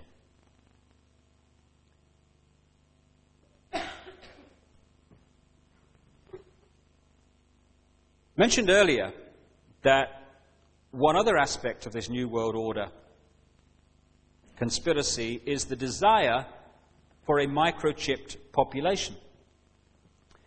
A population that would be effectively linked to a computer. Now, this takes two forms. First of all, there is the money side. You know, we're talking now about having credit cards and identity cards and everything like that. And the push is all to getting rid of physical money and having credit cards and credit alone as the form of currency. Now, that's great, you would think. Some would think. And what the next stage after the credit card is the barcode on the person. The guy at IBM, I understand, that invented the barcoding for tins of beans in the supermarket, has also invented one that goes just under the skin. So instead of going in the garage or the shop and using a credit card across the thing like that, you would be linked to a computer by this barcoding. The problem is, if the computer says, no siree, you don't have an alternative of saying, oh, okay, then I'll pay with cash, because that's not going to exist in the longer term, which is very much part of this plan. So suddenly we're under the control at that point of a computer deciding whether we are going to have the things that we need or not. And there's another aspect of this microchipped ambition that the Illuminati have, and that is the microchip that can tell them exactly where we are at whatever time we are. And again, on the face of it, it sounds like Fantasyland, all that stuff. And I wrote in the Robots Rebellion about this, and someone read the manuscript and said, oh, that's far-fetched, because what I was saying was there is a plan to bounce public opinion into accepting babies being microchipped at birth in the same process their way to be microchipped. Because, I mean, you're talking about that long just to put one under the skin. And it does sound far-fetched, I can understand that, but the kind of evidence I saw was compelling enough for me to put it in. Just after the book came out, I picked up a magazine and an article by a guy called Dr. Carl Sanders, who is a highly acclaimed electronics engineer in America. And he was developing a microchip to help spinal injury patients. Put inside and help the messages go down the spinal cord, presumably. And he said in this article that at some point, this project was taken over by what he described as the One World Brigade. And he said he attended about 17 meetings, some in America, some in Europe, which were discussing how this microchip could be turned into a form of identification linked to a computer. And guess who attended the meetings? Old Henry again. Gets everywhere, Henry. And I said in the Robots Rebellion that I felt that what they would attempt to do to bounce public opinion, problem solution, was to highlight missing children stories. And therefore get something must be done. Actually, we've got the technology now, you know. You've only got a microchip, put a little microchip, they won't know it's there, and then we'll know exactly where they are. And so we'll never lose your child again. Oh, great, we'll have some of that. And there I sat reading this article from this guy, Carl Sanders, and what does he say in it? He said that in these meetings it was discussed how to get the public to accept them. And what did they say they were going to propose to do? To make the public aware of missing children. And one of the things they did in America, and are possibly still doing, I don't know, was to get one of the dairy multinationals, that is linked to this whole, or elements within which are linked to this whole business. And they put missing children on all their milk cartons. So all the time, subconsciously or consciously, we're being hit at breakfast in America with missing children, missing children, missing children. Problem, problem, problem. Something must be done. And of course, what's happening in America now in terms of animals, all this is accepted. You'll never lose Rover if he's microchipped. Oh, we'll have some of that. Dogs and animals in America are increasingly microchipped and linked to a computer. In fact, I saw a story on a local news bulletin down the south recently, south of England, which said that it was being done to horses and stuff like that. So this is not technology that's somewhere in science fiction future. It exists now. The question is, how is the public mind going to be manipulated into accepting it? So what I've set out so far tonight, at the very least, surely needs and deserves to be seriously addressed and investigated. And we need to get streetwise to what's going on. And you would think, given the massive amount of documented evidence there is just outside the public arena, that those parties and groups who use the term for themselves radicals would be shouting this stuff from the rooftops, organizing protests galore, but largely they're nowhere to be seen. And I've been stunned at how many people who believe themselves to be radicals, to have sussed the system, are being duped like everyone else, more so in many cases. Far from exposing this conspiracy that is moving on to endanger the future of our children, those who are trying to do that are being condemned by some of them. See, this is an important point, because to the Brotherhood game plan, the robot radicals are just as important as the robot right. The idea, and it's worked magnificently, was to create right across society phony wars. Wars between right and between left, between Labour and Conservative, between Republicans and Democrats, between bosses and workers. And all the time, there we are fighting each other. Oh, it's the Tories. No, it's the Socialists. No, it's the bosses. No, it's the unions. And over here are the manipulators going, thank you very much, I'll have some of that. Divide and rule is the bottom line. And so these phony wars are dividing and ruling. And we never look behind us and see who's pulling the strings of everybody. What the manipulators do is play one black and white, rigid, dogmatic belief system against another rigid, dogmatic belief system and create conflict as a result. That's what largely the Cold War was about. What the Cold War was about was creating this black and white belief system against another black and white belief system on a global scale. Divide and rule. So war was replaced in terms of control by fear of war. Same thing. The only fundamental difference between black and white right and black and white left are the words used to describe their particular black and white belief system. Because unless we leave the black and white alone and start looking at the shades of grey where the truth always lies, then we'll go on being duped and will deserve to be so. And yet, since the Robots Rebellion came out a couple of months ago, while so many people who wouldn't describe themselves as radicals have kind of opened their minds to all this and started to say, hey, what are we going to do about it? So many who are considered to be radicals have done nothing but have a go. Apparently, I read in one newspaper, I am anti-Semitic.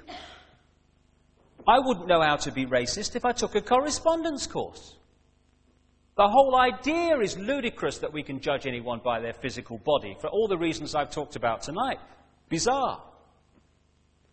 This charge from the political equivalent of disgusted Tunbridge Wells comes from quoting extracts from the so-called Protocols of the Elders of Zion in the Robots' Rebellion.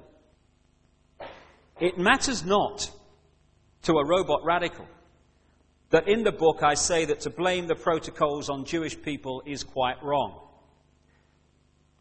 and that no one has suffered more in this century than some Jewish people from the very manipulation I'm exposing or seeking to expose tonight and in the book. It matters not to the robot radical that I actually renamed the protocols the Illuminati protocols to get away from the fact that they're blamed on the Jewish people. It matters not because there are no shades of grey in the manipulated mind of the robot radical, just as there are no shades of grey in the manipulated mind of the robot right. These protocols that came to light in the 1800s tell the story of the manipulation of the 20th century, the very manipulation that is being documented all over the world today. They outline the game plan of the 20th century in the most extraordinary way in documents that were written before the 20th century had even begun. And if we are not adult enough to divorce the two issues of what the protocols contain and who has been quite wrongly blamed for them, then we are going to be a manipulator's dream. Because it's the subtle shades of grey where we'll find the reality of what's going on. And even then, it's not easy. We are at the time in human evolution when we need to grow up spiritually and awaken to our true and infinite potential for love, for creativity, and forgiveness of all that has gone before in this tapestry of pain and pleasure that we call life on earth. I've talked for many years, sometimes to the sound of laughter, though increasingly less so, that we are in a period of enormous change. That over the period between now and maybe 2020, 2030, we will see change that from the perspective of today will beggar belief. The more I've kind of investigated it, the more I've read other people's opinions and other people's research, the more I've, in my own mind anyway, come to appreciate the nature of this change, which you can take or leave because it's only a view. I've kind of read stuff and talked to people about an explanation that feels compellingly good to me.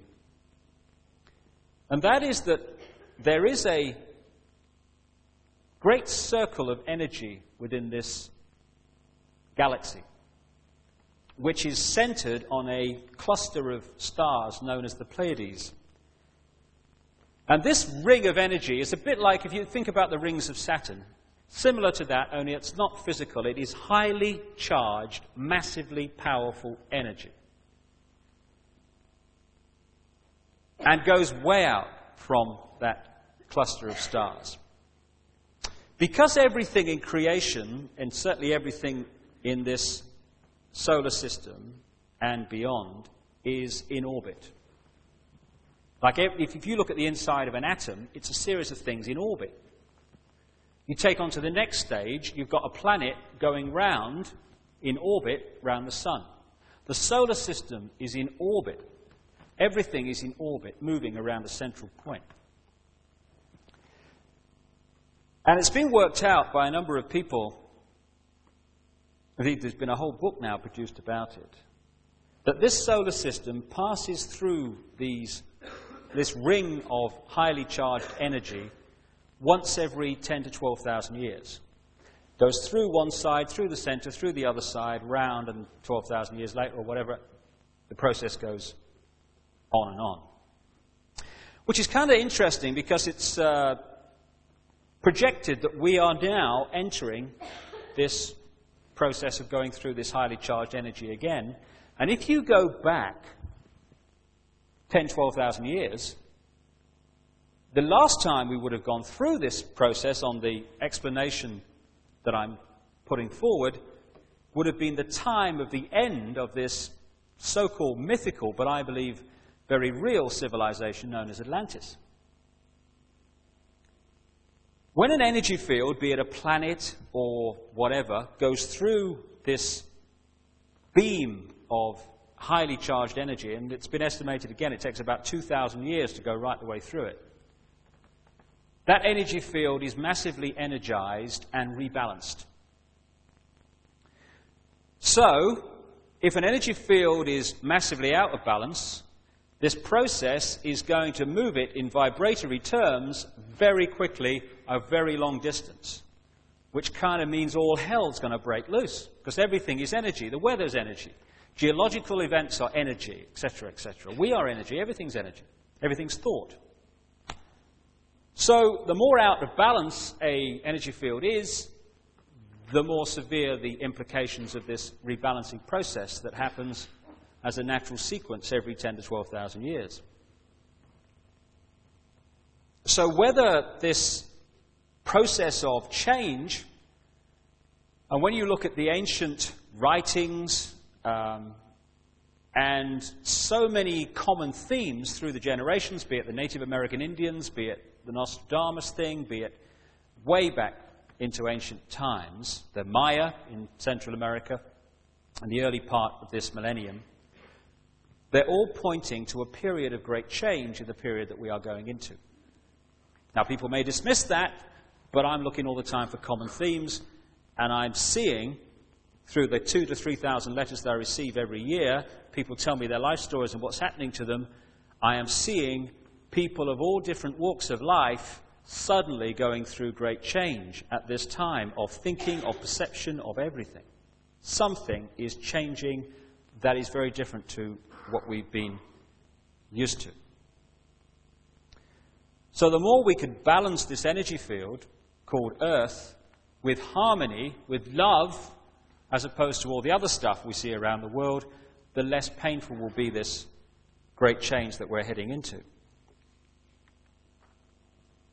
This Illuminati game plan that I'm talking about cannot succeed because this process of going through this rebalancing process will bring it to an end.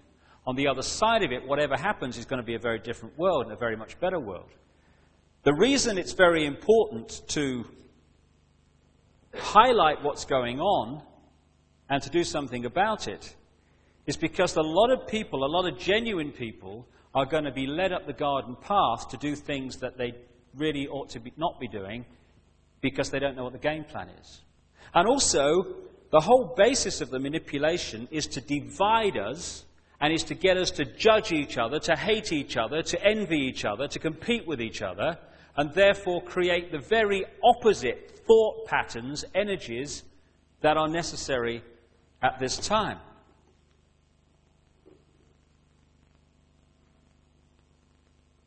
The way I kind of see the process of what's happening to so many people in the world now is that when the consciousness becomes incarnate in a physical body,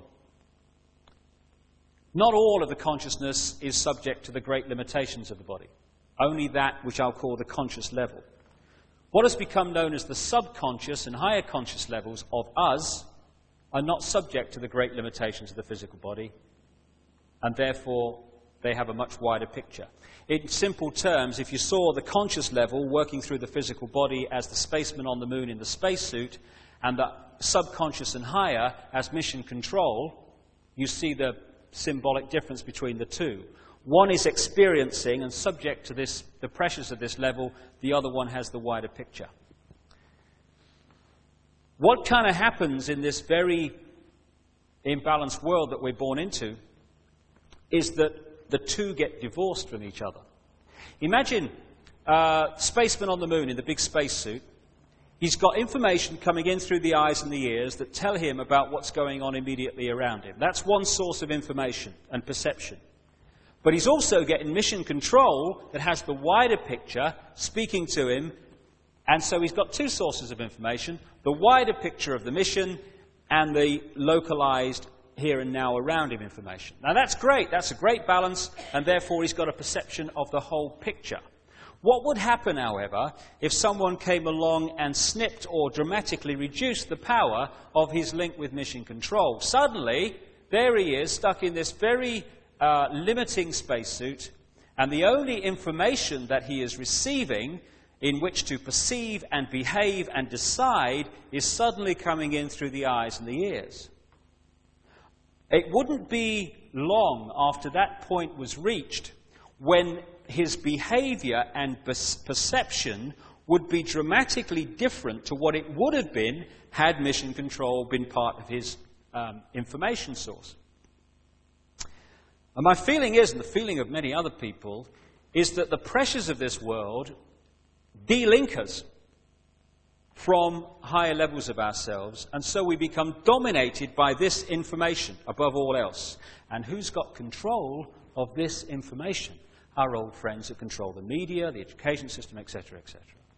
What I feel is happening, and crikey, is it obvious in the letters that I receive every day, is this process of change that's going on as we begin to go into this rebalancing beam of energy, is that this process of resynchronization among those who are open to it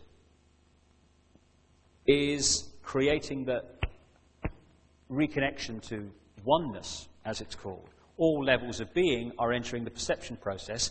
And suddenly, and my goodness, it happened to me in a big way a few years ago, I was going around for a while saying, excuse me, what planet is this? And I get so many letters from people, increasing numbers as the weeks pass, who say, some of them from business people, who say, how come that all my life I've thought this system and that everything was the way to do it, and I've been dominated by growth graphs and shareholders' profits, and then suddenly I can see it as the sham it is. What's happened? Why haven't I seen it before? Very constant thing that I get in letters. The answer is, before, dominated. After, resynchronization with other levels of self. Therefore, perception changes, understanding becomes wider. This process is happening among increasingly large numbers of people. It's not made the national news yet, because it has to be in letters 10 feet high with knobs on before the national news pick it up.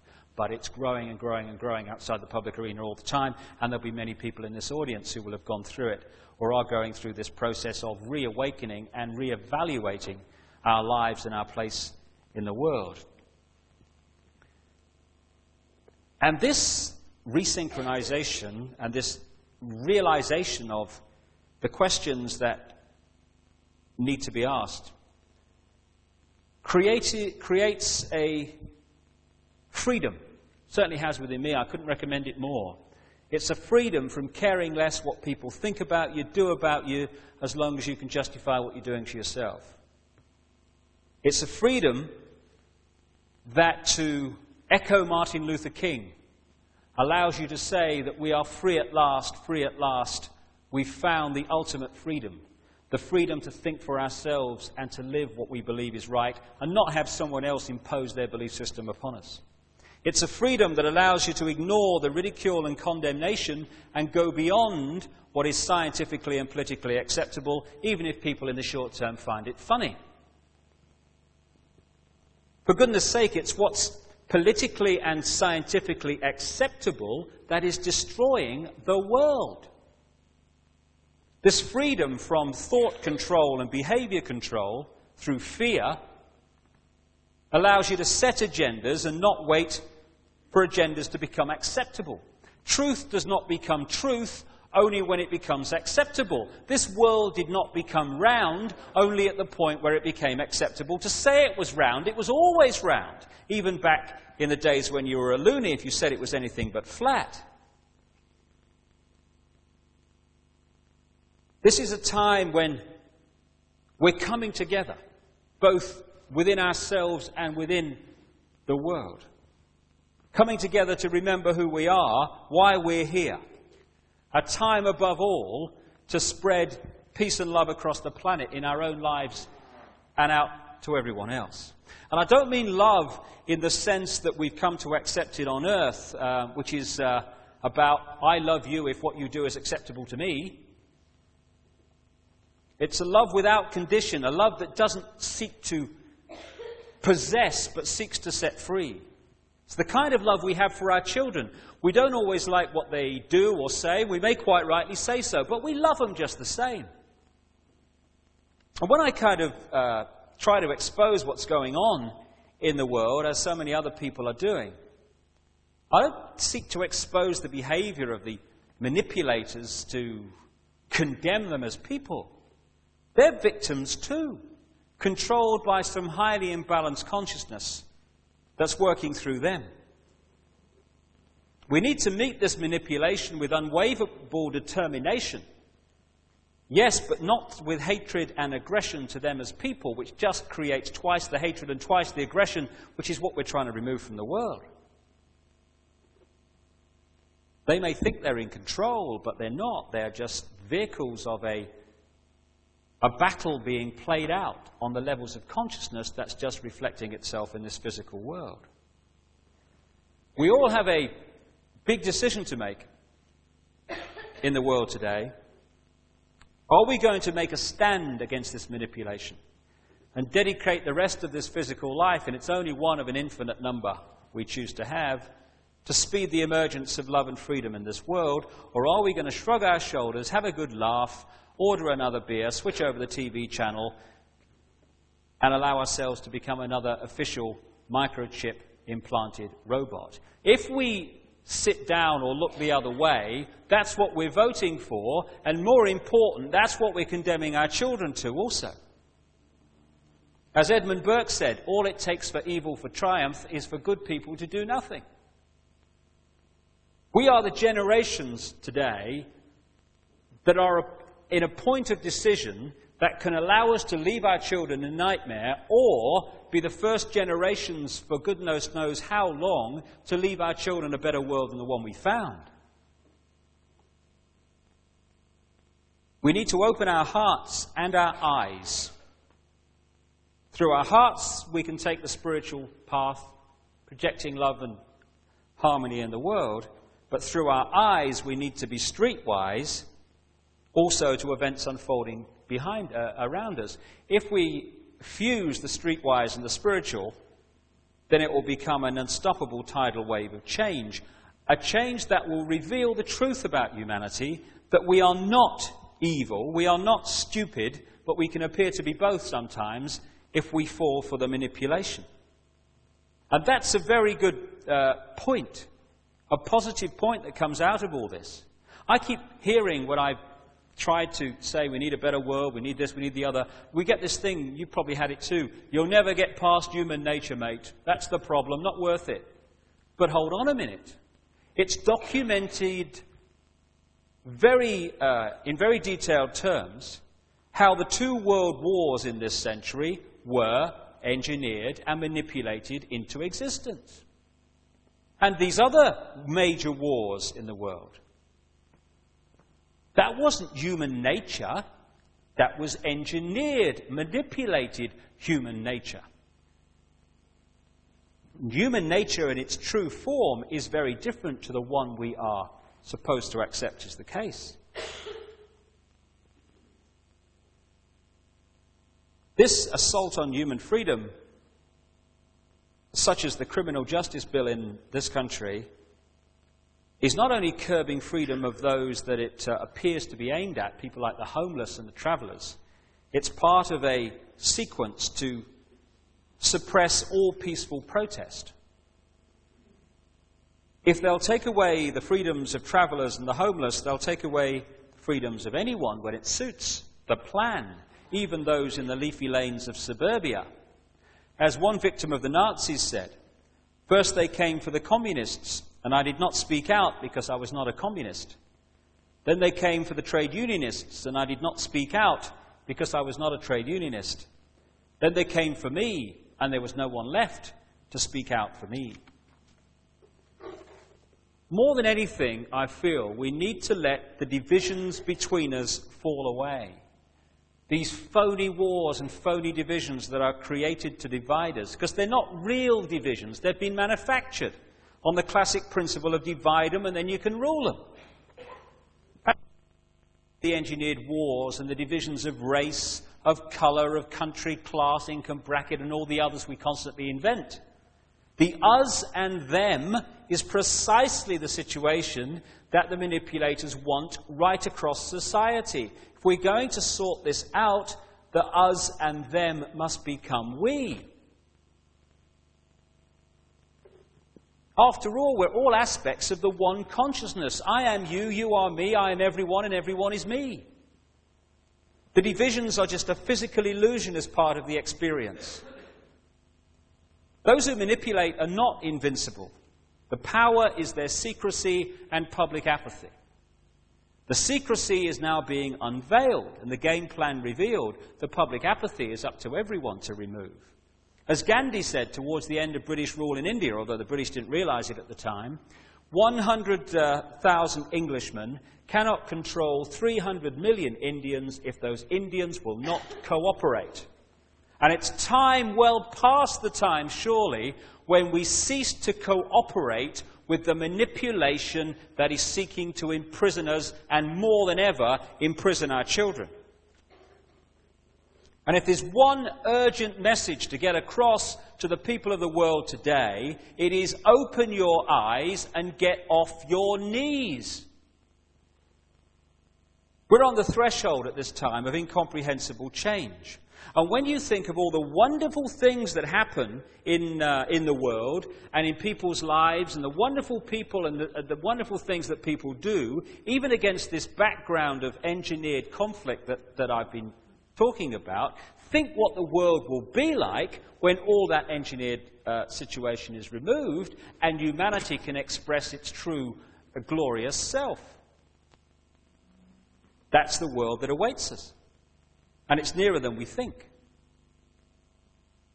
The truth is that humanity is overflowing with love and creativity which it is desperate to express.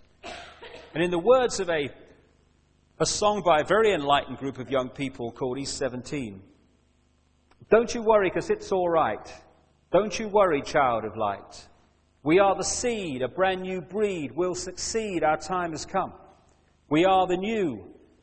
These words are true. Let the light of love shine through. We shall love the earth and we shall love each other. We shall love those who hate us and we shall love those who love us. We shall not choose between them because all are one and one are all. And that's the truth that's re-emerging in the consciousness of increasing numbers of people on this planet today. We're here to change the world. People are beginning to remember that's why we are here. We chose to come, and the time has come to do it. To quote a song from the 60s, which summed up this time of great change on the planet and the decisions facing us. There's been a change in the wind and a split in the road. You can do what is right, or you can do what you are told. And the prize of the victory will belong to the bold. These are the days of decision. For me, these are the days like never before to be bold. And if I could sum it up in a few words, it is think freedom, live freedom, and we shall be free. Thank you very much.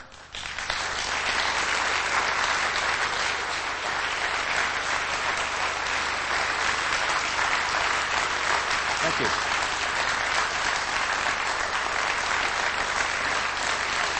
Thank you.